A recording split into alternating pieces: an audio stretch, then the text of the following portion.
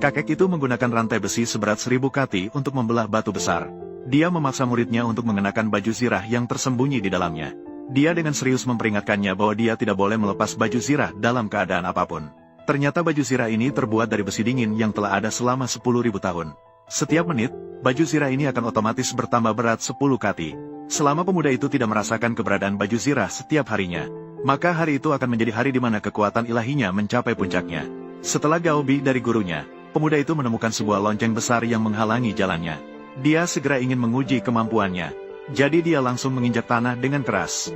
Setelah itu, lonceng tembaga terangkat ke udara dan pemuda itu menggunakan tinju dan kakinya. Dia dengan mudah menendang lonceng tersebut hingga terbang. Namun pemuda itu tidak tahu bahwa ini adalah ujian dari gurunya, lonceng keabadian yang berharga. Bahkan pada masa puncaknya, gurunya pun hanya mampu membunyikannya dengan susah payah.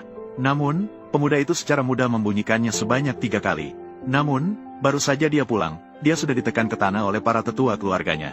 Hanya karena sepupunya yang seiring jalan menuduhnya telah mengintip saat dia mandi. Begitu paman keduanya mendengar, dia langsung marah dengan sangat. Tanpa memberi kesempatan bagi pemuda itu untuk membela diri. Tanpa membedakan benar atau salah, dia ingin mencungkil mata pemuda itu sebagai peringatan. Meskipun ibunya kuat dan segera berlutut memohon, itu sia-sia. Hanya karena dia berasal dari pelayan dan tidak memiliki suara sama sekali dalam keluarga.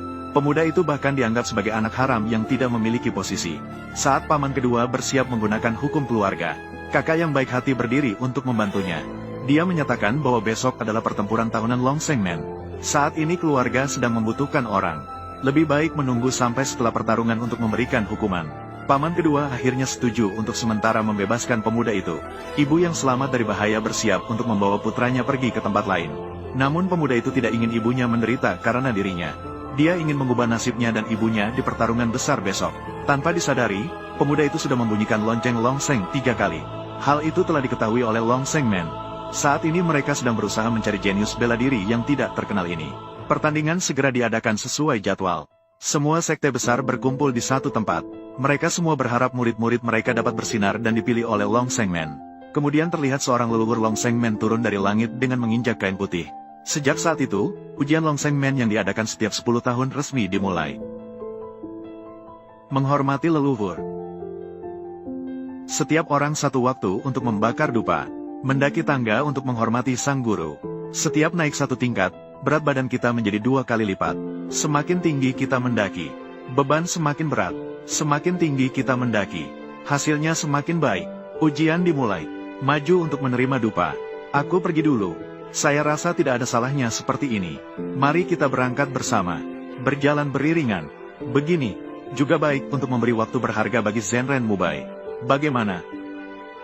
Saudara Zhou, hari ini dalam perlombaan ini, kita bisa melihat pertunjukan menarik.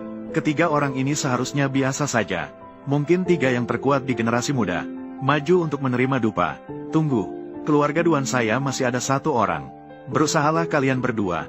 Kakak, kamu tidak benar-benar berpikir dia bisa naik untuk memberi dupa kepada leluhur, kan? Jika ingin menjaga matanya, sepertinya tidak mungkin. Itu bukan keputusanmu. Apakah itu mungkin? Ujian dimulai. 3 kali beratnya sendiri. Setidaknya harus 300 jin. Dia bisa melompat ringan untuk melewatinya. Tak disangka, ini terbentuk. Ternyata benar-benar ada harimau yang bersembunyi. Ini Ma Jiasui.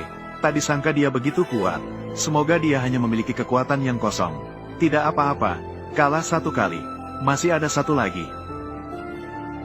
Kalian hanya tahu keluarga Ma saya memiliki murid dalam pintu dalam di gerbang hidup abadi. Namun kalian tidak tahu di gerbang hidup abadi ada siapa. Elders dalam pintu dalam gerbang hidup abadi. Keluarga ibuku juga. Saya telah berlatih keras selama bertahun-tahun dengan teknik pintu dalam gerbang hidup abadi. Kalian membawa apa untuk melawan saya? Sampah. Cepat, Pak. Apakah kamu benar-benar bisa? Jangan remehkan baju besi ini. Setiap menit bertambah berat puluhan jin. Berat saat ini sudah melebihi batas perlindungan saya. Setiap naik tingkat, berat tubuh saya meningkat 2 kali lipat. Berat baju sirah rantai juga akan meningkat 2 kali lipat. Saya hanya bisa berusaha maksimal. Tingkat 5 ini adalah batas maksimum. Anak ini masih mengenakan baju besi. Tidak bisa apa lagi.